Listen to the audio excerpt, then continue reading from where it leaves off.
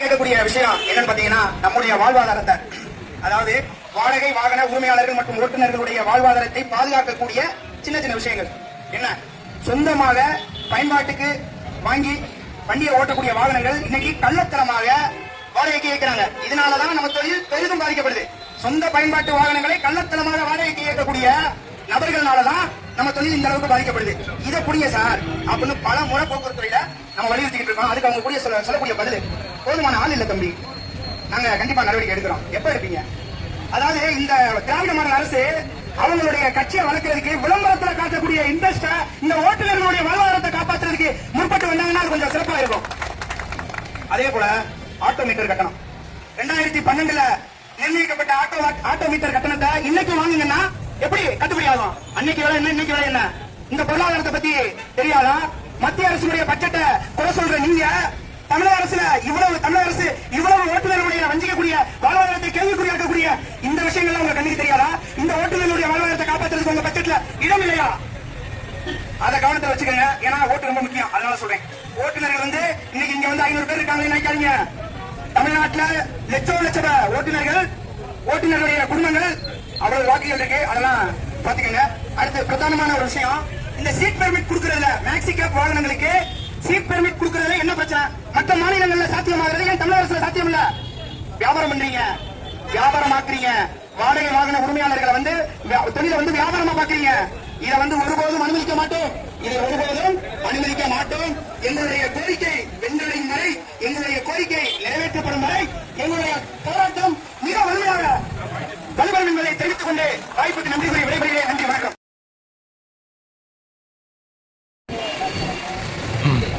தமிழ்நாடு அனைத்து ஆட்டோ கண்காட்சி சங்கங்களின் கூட்டமைப்பு நடத்துகின்ற கண்டன போராட்டத்திற்கு வருவதிலுள்ள கூட்டமைப்பில் இணைத்துள்ள அனைத்து தொழிற்சங்க நிர்வாகிகளையும் உறுப்பினர்களையும் வருகிறவர்கள் என வரவேற்று தமிழ்நாடு அரசினுடைய போக்குவரத்து துறை அவர்கள் காட்டும் மெத்தன போக்கை தமிழக வைக்கும் சொல்லி போராட்டம் நடத்தி வருகிறோம். தொடர்ந்து இன்று மதுரையில் நடைபெற்று வருகிறது. சில கண்டன முழக்கங்களோடு நம்முடைய போராட்டத்தை துவங்குவோம். போராட்டம் இது போராட்டம், போராட்டம் இது போராட்டம், தமிழக அரசை கண்டித்து ஆட்டோ ஓட்டுநர் போராட்டம், டாக்ஸி ஓட்டுநர் போராட்டம், போக்குவரத்து துறையை வழங்கிடு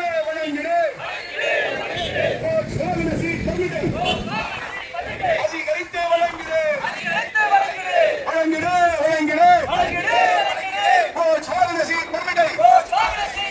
அதிகரித்து வழங்கிடு. என்னாச்சு ஆட்டோ மீட்டர் கட்டணம் என்னாச்சு? கால் டாக்ஸி மீட்டர் கட்டணம் என்னாச்சு? தமிழக அரசு ஸ்டாலின் அரசு, தமிழக அரசு ஸ்டாலின் அரசு விடியுமா? ஓட்டுநர்கள் வாழ்வாதாரம் விடியுமா? அடிக்காதே தொழிலாளி வயிற்றில் அடிக்காதே வெட்கக்கேடு தமிழக அரசுக்கு வெட்கக்கேடு. இதிலிருந்து போராடும் ஓட்டுநர்கள் வேதனையை இன்று குறைமல் செயல்படுகின்ற தமிழக அரசுக்கு வெட்கக்கேடு, போக்குவரத்துக்கு வெட்கக்கேடு, ஸ்டாலின் அரசுக்கு வெட்கக்கேடு, விடியல் அரசுக்கு வெட்கக்கேடு, திராவிட மாடலுக்கு வெட்கக்கேடு.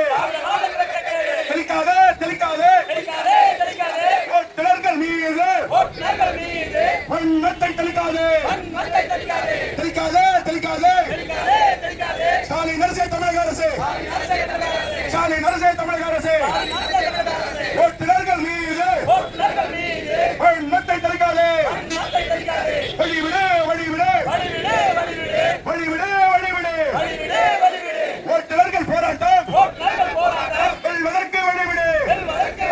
ஸ்டாலின் அரசே தமிழக அரசு, திராவிட மாடல் ஸ்டாலின் அரசு வெட்கக்கேடு. ஓட்டுநர்கள் வயிற்றில் நடக்கும் திராவிட மாடலுக்கு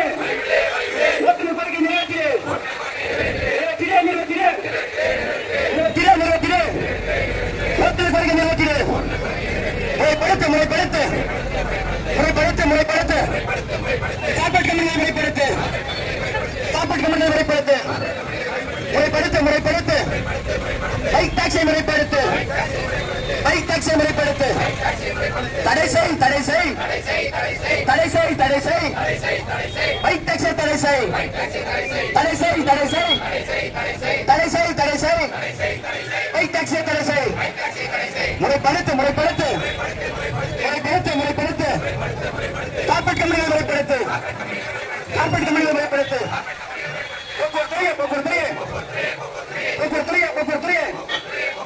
ஓட்டுநர்கள் கோரிக்கை ஓட்டுநர்கள் கோரிக்கை என்னாச்சு என்னாச்சு அண்ணாச்சி அண்ணாச்சி போக்குவரத்துறை அண்ணாச்சி போக்குவரத்துறை அண்ணாச்சி ஓட்டுநர் கோரிக்கை என்னாச்சு ஓட்டுநர் கோரிக்கை என்னாச்சு அண்ணாச்சி அண்ணாச்சி அண்ணாச்சி அண்ணாச்சி போக்குவரத்துறை அண்ணாச்சி ஓட்டுநர் கோரிக்கை என்னாச்சு ஓட்டுநர் கோரிக்கை என்னாச்சு போக்குவரத்துறை போக்குவரத்துறை போக்குவரத்துறை போக்குவரத்துறை ஓட்டுநர் கோரிக்கை ஓட்டுநர் கோரிக்கை என்னாச்சு என்னாச்சு என்னாச்சு என்னாச்சு தமிழக அரசு தமிழக அரசு தமிழக அரசு தமிழக அரசு ஓட்டுநர் கோரிக்கை ஓட்டுநர் கோரிக்கை என்னாச்சு என்னாச்சு என்னாச்சு என்னாச்சு நான் கடந்து போச்சு தேர்தல் எல்லாம் வருது.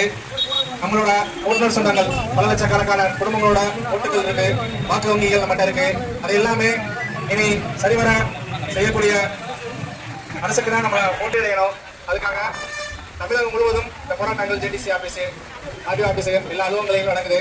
அதுக்காக இந்த முன்னெடுத்த உரிமை குரல் மாநில தலைவர் முனைவேந்தன் அவர்களுக்கும் ஜாகிர் ஹுசேன் அவர்களுக்கும் மற்றும் வெற்றி உரிமைக்காரங்கள் மாநில தலைவர் வெற்றி அவர்களுக்கு நன்றி தெரிவிச்சுக்கிறேன்.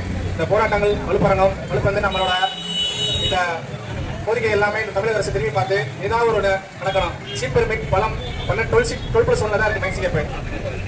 பக்கத்து மாநிலங்கள்லாம் பார்த்தீங்கன்னா கேரளா, கர்நாடகா, ஆந்திராலாம் 16%, 18% என்ன சீட் இருக்கோ அதுக்கு பெர்மிட் கொடுக்குறாங்க. தமிழக அரசு மட்டும் நம்மளை பல ஆண்டுகளா வஞ்சிச்சுட்டு இருக்காங்க. இந்த சீட் பெர்மிட்டை உயர்த்தி கொடுக்க மாட்டாங்க. 10-12 வருஷம் கட்டின டாக்ஸை மறுபடியும் நம்ம கட்ட சொல்லி நம்மளை தொழிலையே நாசமடைய வைக்கிறாங்க. அதனால அது எல்லாமே எதிர்த்து இந்த போராட்டங்கள் நடந்துட்டு இருக்கு. கால் டாக்ஸி ஒழுங்குபடுத்தணும், வீட்டு டாக்ஸி கொண்டு வரணும், ஆட்டோக்களுக்கு வீட்டு கட்டணத்தை முறைப்படுத்தணும், பைக் டாக்ஸியை ஒழிக்கணும், இந்த கால் டாக்ஸி நிறுவனங்களை முறைப்படுத்தணும், நிம்மதியை பூச்சடையும்ன்றது என்னோட கருத்து. இந்த போராட்டம் வெற்றியடைய மாற்றுத் வங்கி சங்கத்தின் சார்பாக நன்றியும் நிகழ்ந்த மக்களையும் தெரிவிச்சுக்கிறேன். நன்றி. அடுத்தபடியாக தமிழ்நாடு கண்டன ஆர்ப்பாட்டத்திற்கு இதை எடுத்து செல்லும் உரிமை குரல் மாநில நிர்வாகிகளுக்கும் மற்றும் இதில் இணைந்துள்ள மற்ற அமைப்புகளைச் சேர்ந்த சங்க நிர்வாகிகளுக்கும் போடி டவுன் பேர் சங்கத்தின் சார்பாக மதிய வணக்கத்தை தெரிவித்துக் கொள்கிறோம். நாட்டிலோட இரு கண்கள் என்றால் ஒரு விவசாயம், இன்னொன்று ராணுவம். அது ரெண்டும் நல்லா இருந்தாச்சும் அந்த நாடே நல்லா இருக்கும். அதை விட நம்ம அதுக்கு அடுத்து பொருளாதாரம், நாட்டோட பொருளாதாரம் பெருசாக வழங்கணும்னா நம்மளை மாதிரி இந்த மாதிரி வாகனம் வைத்திருக்க நம்ம நல்லா இருந்தாச்சும் இந்த நாட்டோட பொருளாதாரமும் நல்லா இருக்கு. ஏன்னா டிரான்ஸ்போர்ட்ன்றது மிகப்பெரிய ஒரு விஷயம். இதை சாதாரணமான ஒரு விஷயம் கிடையாது. விவசாயம் எப்படியோ நாட்டோட ராணுவம் எப்படியோ அதை விட மிகப்பெரிய விஷயம் டிரான்ஸ்போர்ட். இதை இந்த மத்திய அரசுக்கு தெரிய மாட்டேங்குது, மாநில அரசுக்கு தெரிய மாட்டேங்குது. இதை நம்ம என்ன நினைக்கிறாங்கன்னா நம்மகிட்ட ஒரு ஒற்றுமை இல்லை, இவங்க சும்மா ஒரு 10 பேர் இருக்காங்க அப்படின்னு நினைச்சிட்டு